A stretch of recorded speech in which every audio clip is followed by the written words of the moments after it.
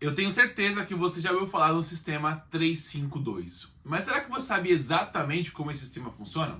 Será que você sabe quais são as vantagens ofensivas e vantagens defensivas que a gente pode construir a partir desse sistema? Será que ter 3 zagueiros faz meu time ter uma dinâmica mais defensiva? Nesse vídeo aqui eu vou te mostrar os segredos por trás do 3-5-2, a história da Itália com relação a esse sistema e também vou te dar esses mitos, como por exemplo eu citei aqui, de que 3 zagueiros, o 3-5-2, a sua equipe é mais defensiva, uma equipe mais reativa. Muito pelo contrário, a partir do 3-5-2, diversas dinâmicas ofensivas podem ser construídas a partir desse posicionamento. Eu sou o João Vitor, você está aqui assistindo um vídeo no Futebol Traduzido, o canal onde eu, treinador de futebol, licenciado pela CBF Academy, falo mais preferencialmente sobre táticas e estratégias de jogo. Então, se você é um apaixonado por futebol e quer entender mais sobre essas estratégias, a parte tática do jogo, já deixa seu like nesse vídeo e se inscreve no canal para você não perder os próximos conteúdos aqui. Toda semana tem vídeo novo aqui no Futebol Traduzido. O sistema 3-5-2 ele começou a ficar muito forte a partir dos anos 80 e anos 90. Esse aqui foi, por exemplo, o sistema tático que permitiu que o camisa 10 Diego Armando Maradona fosse campeão do mundo, no caso o bicampeonato em 86 com a Argentina. Esse era o sistema que Carlos Bilardo escolheu para poder fazer com que seu camisa 10 Diego Armando Maradona tivesse menos responsabilidades defensivas. Naquela época era possível que esse jogador não recuasse para poder fazer a parte defensiva. Vou falar um pouco mais disso ao longo do vídeo, mas é o sistema tático que prevalece a função do enganche, o camisa 10 argentino, que nada mais é do que o jogador que une, né, enganche, um gancho, aquele que faz uma união, né, que conecta a parte defensiva, como por exemplo os volantes, à dupla de ataque. Então, o 3-5-2 é o esquema perfeito para a gente ter a função do camisa 10 clássico exercendo, ainda existindo no futebol moderno. Outras equipes, já nos anos 90, fizeram com que esse jogador, no caso agora o trequartista, o camisa 10 italiano, fosse também um grande diferencial das equipes naquela época. Você pode citar, por exemplo, o Roberto Baggio, da própria Itália, né, de 94. Esse sistema tático permitiu que surgissem jogadores, por exemplo, como o Francesco Totti, o Rui Costa no Milan, o Kaká no Milan também jogava como esse trequartista, esse camisa 10 que joga atrás de um ou dois atacantes, e também com o Zidane na Juventus do Carlo Ancelotti. Na época o Ancelotti gostava de um 4-4-2, mas ele entendeu que a função do trequartista, a função que o Zidane poderia exercer na Itália, ele precisava jogar mais centralizado atrás dos atacantes. Então, o 3-5-2, ou como a gente lê hoje, o 3-4-1-2, é o sistema tático que hoje em dia, mesmo no futebol moderno, você pode ainda manter o camisa 10 vivo. E aí, desde então, esse sistema tático ficou um pouco sumido, principalmente com o surgimento do 4-3-3. O sucesso do Guardiola implementando o que o seu mentor Johan Cruyff fazia na Holanda, né, do 4-3-3, 3-4-3, aquela escola mais holandesa, escola mais espanhola, fez com que esse sistema tático italiano ficasse um pouco mais sumido. Porém, hoje com treinadores como Antônio Conte, o Inzaghi, que está aí na capa do vídeo, o próprio argentino Diego Simeone, são exemplos de treinadores internacionais, ou seja, que atuam no mais alto nível de futebol e trouxeram de novo e mostraram o quão poderoso é o sistema 3-5-2. Inclusive criando vantagens sobre o famoso 4-3-3, 4-2-3-1, que são os sistemas mais utilizados hoje em dia. Mas o 3-5-2 voltou e voltou muito forte. E quais são essas vantagens que a gente pode construir a partir do 3-5-2? Uma delas é que as pessoas ainda pensam que 3 zagueiros é um sistema mais defensivo. Porém, muito pelo contrário. No 3-5-2, assim como era o Brasil de 2002, onde nós tínhamos a presença do Rivaldo como camisa 10, você tinha Roberto Carlos e Cafu atuando, atacando a profundidade, ou seja, indo à linha de fundo ao mesmo tempo. O fato de você ter mais um jogador aqui na parte mais defensiva do campo, nessa última linha defensiva, permite que os laterais possam atuar avançando o ataque ao mesmo tempo. Isso favorece, por exemplo, equipes que não têm pontas que são muito eficazes nesse 1 contra 1, que não são os melhores jogadores nessa parte mais ofensiva, de dribles e ataque à profundidade. Se você tem laterais que podem fazer essa função, o 3-5-2 seria um sistema mais interessante para essa equipe, como era no caso do Brasil de 2002. Hoje nós tínhamos muito bons meias atacantes, o camisa 10, como o Rivaldo, e muito bons segundos atacantes, como era o Ronaldinho Gaúcho, por exemplo. Nesse caso, você tinha a possibilidade de usar os laterais atacando a profundidade e amplitude, como era Roberto Carlos e Cafu. Cafu, inclusive, que no São Paulo do Tele Santana, ele atuava na linha mais à frente, porque o Vitor era o lateral direito. Então isso mostra já o poder ofensivo, a capacidade de atacar do Cafu, onde o Filipão colocou ele já numa linha mais avançada, não como lateral, e sim como ala. Então, os três zagueiros, na verdade, o que muitas pessoas pensam ser mais defensivo, na verdade permitem que 7 atletas participem do ataque, mostrando que o 3-5-2 pode sim ser um sistema tático com um poder ofensivo muito elevado. E ainda falando dessa questão do ataque à profundidade dos alas, isso permite que uma das jogadas mais eficazes no futebol moderno possa ser construída a partir do 3-5-2. Essa jogada é o cruzamento, principalmente o cruzamento na segunda trave, no segundo pau. Porém, o 3-5-2 permite que esse cruzamento tenha diversos destinos, o que dificulta a marcação do adversário. Vamos supor aqui, ó, que meu ala direito tem a posse da bola, tá aqui a bola, e ele vai executar esse cruzamento, e aí, na formação 3-5-2, eu consigo, com os dois atacantes, preencher bem o miolo da área, eu tenho meu camisa 10 para preencher a entrada da área, e eu consigo, com o meu ala oposto, ataque a segunda trave. Dessa forma, eu consigo preencher todo o espaço da área para esse cruzamento ser cada vez mais difícil de ser defendido. Por quê? Posso achar meu atacante na primeira trave, posso achar meu segundo atacante no meio da área, posso achar no segunda trave, nas costas do lateral, a jogada mais utilizada hoje no futebol, a partir dos cruzamentos. Esse cruzamento na segunda trave. Posso achar meu ala oposto, e aí, se houver um rebote, se esse cruzamento de repente tiver um desvio e vir para a entrada da área, eu tenho meu camisa 10 aqui. Ah, o cruzamento não ocorreu gol, o time adversário conseguiu tirar a bola da área. Excelente, eu tenho meus dois médios aqui, meus dois volantes, para fazer essa contrapressão e recuperar a bola rapidamente. Então, veja como o 3-5-2, principalmente a partir dos cruzamentos, se mostra um sistema tático muito poderoso na parte ofensiva e, inclusive, na parte defensiva para a gente exercer essa contrapressão.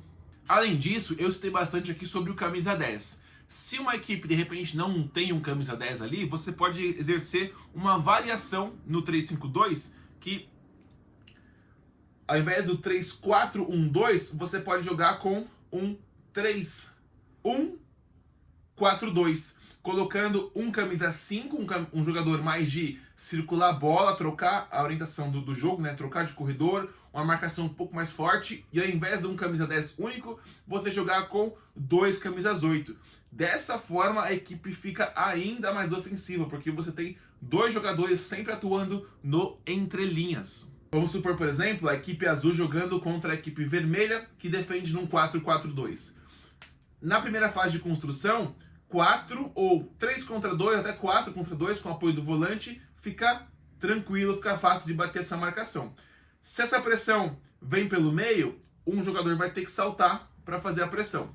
E aí o espaço entre linhas ficou livre para o camisa 7 aqui nesse caso receber. A vantagem de você atuar com 2 camisas 8, né? No 3-1-4-2 é essa, você ter um ótimo preenchimento desse entre linhas. Caso a jogada seja construída pela lateral, por exemplo, circulação de bola, posse de bola e um zagueiro consegue avançar pela lateral, nesse caso o ponta vai ter que saltar, deixando o nosso ala livre. E aí, caso, por exemplo, o lateral salte, você deixa o zagueiro no mano a mano.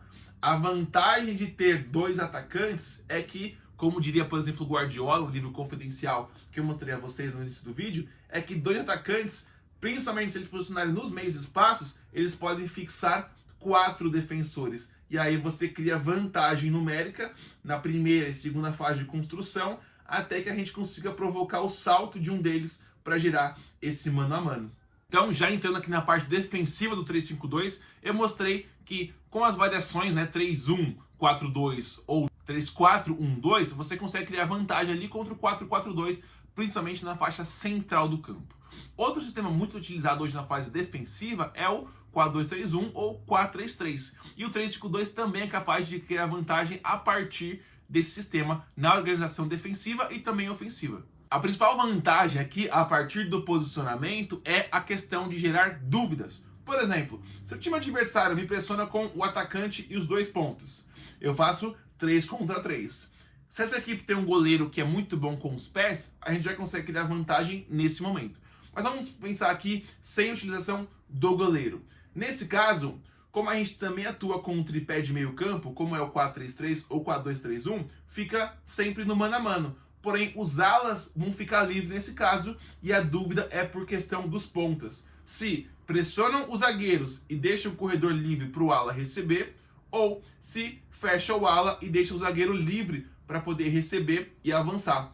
A vantagem de ter 3 meio-campistas no 3-5-2 contra o 4-3-3 ou 4-2-3-1 é que você permite sempre criar essa dúvida e aí facilitando o time com posse de bola a construir, gerar dúvidas, gerar saltos da marcação para você poder ir vencendo essa marcação.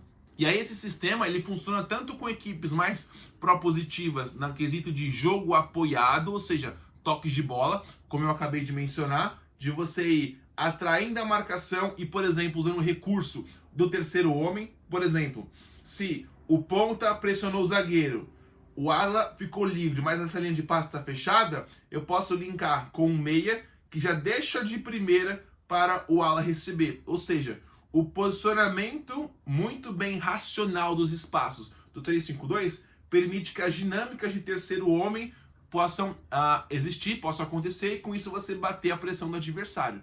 Porém, também funciona também com equipes que jogam em transição. Pelo fato de você ter 2 atacantes e 2 meias e até o ala apoiando no ataque, se eu faço, por exemplo, um passe mais longo para o camisa 9, mesmo que ele não ganhe a primeira bola, não seja aquele centroavante muito alto, por exemplo, ao invés de ser o Lukaku aqui da Inter, seja o Lautaro Martinez, você tem meias e alas próximos para poder brigar pela sobra. Então, mesmo na construção de pé em pé ou na construção mais direta, mais longa, com passe aéreo, o 3-5-2 também se torna interessante para você poder construir jogadas ofensivas e atacar o adversário, tanto em bloco recuado ou em transições, a partir do contra-ataque. Defensivamente falando, o 3-5-2 ele tem de 1 a 2 variações mais comuns que você pode ver ali. A primeira variação é você ver que os 3 zagueiros geram mais compactação, né, se aproximam mais, porque não precisam defender a amplitude por conta que os alas retornam para a primeira linha, formando uma linha de 5. Nesse caso, você protege muito bem os intervalos e também a amplitude. Então, jogadas de inversão, por exemplo, não são as melhores ideias para você atacar uma linha de 5. O meio-campo, geralmente, ele se alinha, formando uma linha de 3, e os atacantes recuam, fazendo esse 5-3-2. Esse é uma das variações mais comuns, por exemplo, é assim que defende a equipe do Diego Simeone, do Atlético de Madrid. E aí é muito importante, por exemplo, a Inter do Inzaghi faz isso, de os 2 atacantes recuarem bastante para defender em bloco baixo, para não deixar esses 3 meio-campistas muito expostos, porque se os 2 ficam muito à frente e um deles começa a saltar para fazer pressão, vai gerando buracos que a zaga, né, a linha de 5, tem que poder cobrir e aí vai quebrando essa linha defensiva. O fato do Inzaghi pedir para os 2 atacantes retornarem é manter essa compactação do corredor central ainda mais poderosa.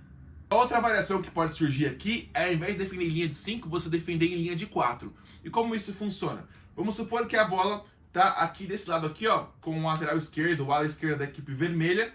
Aí o ala mais próximo, né, faz essa pressão, a defesa balança e o ala oposto entra nessa linha. E aí você consegue defender com uma linha de 4 na defesa e uma linha de 4 também no meio de campo, defendendo no 4-4-2. E aí a dinâmica pode ser a mesma do outro lado. Caso a bola seja desse lado, o ala mais perto cobre a bola, você já faz a pressão, a defesa balança e o ala oposto fecha, formando também um 4-4-2. Já pressionando mais em bloco alto, o 3-5-2 ele pode ter algumas compensações de cobertura no salto de pressão. Então vamos supor que os atacantes saltaram pressão, o time conseguiu avançar, o meia salta ou o volante saltou, de repente um desses zagueiros aqui pode saltar a pressão para poder preencher mais o meio de campo ou cobrir a bola caso a pressão seja batida. Então o 3-5-2, por ter essa linha de 5, ele permite que as coberturas e compensações, ou seja, quando um atleta mais à frente é superado através do drible do passe, um que está mais recuado possa avançar para impedir que o time adversário retorne a avançar, né? Continue progredindo no campo. E aí você já impede a progressão, recupera a bola rápido e consegue transitar em velocidade, principalmente por ter o camisa 10, né, o meia mais avançado, e os dois atacantes mais avançados e pelo corredor central. O que você facilita você linkar esse passe na profundidade para poder atacar em velocidade a equipe adversária logo quando ela estava se programando, né, se planejando para atacar. Ou seja, está com o campo mais aberto, mais desorganizado defensivamente. Então, o 3-5-2 também se mostra um sistema muito poderoso para você atacar pressionando alto. Então, recuperando perto do gol adversário e já atacando em velocidade com bastante verticalidade. Então, esse é o vídeo sobre o 3-5-2, um sistema muito clássico da escola italiana, um sistema que fez com que a Argentina fosse bicampeã na época com Carlos Bilardo como treinador e o Maradona como seu grande craque, camisa 10. Fez o Brasil também ser penta com o Rivaldo como camisa 10, como Cafu e Roberto Carlos como esses alas. E eu espero que você tenha entendido e aumentado o seu conhecimento sobre esse sistema aqui nesse vídeo. Como eu falei, eu sou João Vitor, sou treinador de futebol, licenciado pela CBF Academy, e aqui no Futebol Traduzido toda semana tem vídeo novo sobre tática, sobre estratégia de jogo, para você poder aumentar o seu conhecimento e ser um apaixonado ainda maior por esse esporte maravilhoso. Eu fico por aqui então, não esqueça de deixar o like nesse vídeo, se inscrever no canal e comentar aqui uma sugestão para o próximo vídeo. Eu te vejo semana que vem, um grande abraço.